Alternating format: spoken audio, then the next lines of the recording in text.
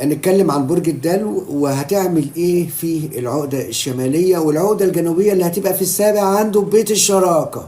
نقول البيت الأول لك أيها الدلو في منزلة سعد السعود اللي من 25 جدي ل 8 دلو.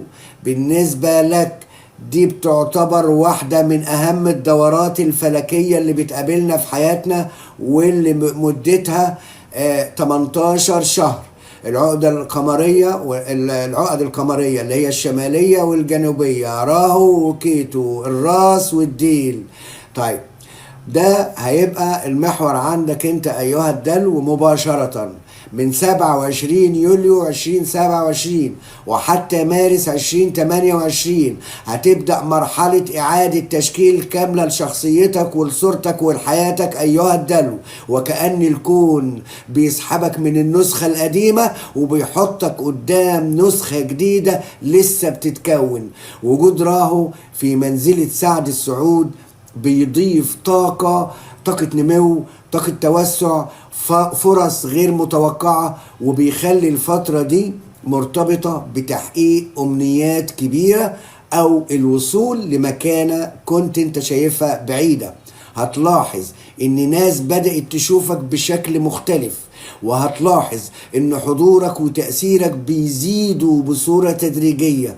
ممكن تغير اسلوبك، ممكن تغير شكلك، ممكن تغير طريقة تفكيرك، ممكن تغير حتى اهدافك كلها بالكامل. البيت الاول هو بيت الهوية ايها الدلو، البيت الاول هو بيت الجسد، البيت الاول هو بيت البدايات. لذلك الفترة دي تعتبر عيد ميلاد جديد حقيقي مدته 18 شهر، دورة بتيجي كل 18 سنة. طيب يبقى كل حاجة هنا بتحصل خلال ال 18 شهر اللي احنا داخلين عليهم دول ايها الدلو هتدفعك ناحية اكتشاف من انت ايها الدلو، بعيدا عن بقى التوقعات القديمة، بعيدا عن القيود اللي عشت فيها ايها الدلو. سنين طويلة عدت. كيتو في الاسد في البيت السابع في منزلة الجبهة اللي من 25 سرطان ل 8 أسد في الجهة المقابلة للعقدة الشمالية. يعني العقدة الجنوبية مقابلة للعقدة الشمالية 180 درجة. بتدخل البيت السابع العقدة الجنوبية بيت العلاقات، بيت الزواج، بيت الشراكات، بيت العقود. هنا بقى بتبدأ مرحلة مراجعة كبيرة لكل العلاقات المهمة اللي عندك واللي في حياتك أيها الدلو. منزلة الجبهة مرتبطة بكشف الحقائق، منزلة الجبهة مرتبطة بإظهار ما كان مخفيا. لذلك علاقات كتير هتظهر على حقيقتها قدامك وهتتشال من عليها كل الأقنعة خلال الفترة اللي جاية إن شاء الله، ابتداء من 27 لسه ما جاش. يعني أنا أتحاسب بعد ما ال 18 شهر دول يخلصهم، أبدأ أتحاسب الكلام مظبوط ولا مش مظبوط. طيب بعض العلاقات القوية هتتجدد على أساس أوضح، هتتجدد على أساس أنضج. يعني اللي عدى حمادة واللي جاي حمادة تاني خالص. وبعض العلاقات اللي كانت قايمة على الاعتماد أو على التعلق أو على المجاملة فقط ممكن تضعف أو تنتهي. كيتو في البيت السابع مش معناه نهاية الزواج، كيتو في البيت السابع مش معناه نهاية الشراكات، مش لازم بالضرورة تكون نهاية، لكن معناه انك لازم تبطل تعريف نفسك من خلال الآخرين. لو كنت طول الوقت بتعيش وفق رغبات الشريك او رغبات الاسره او رغبات المجتمع، هتحس بقى انك محتاج تسترد ده لنفسك من جديد، تعيش لنفسك شويه ايها الدلو. الرساله هنا واضحه، اعرف نفسك الاول ايها الدلو قبل ما تبني علاقات مع الاخرين.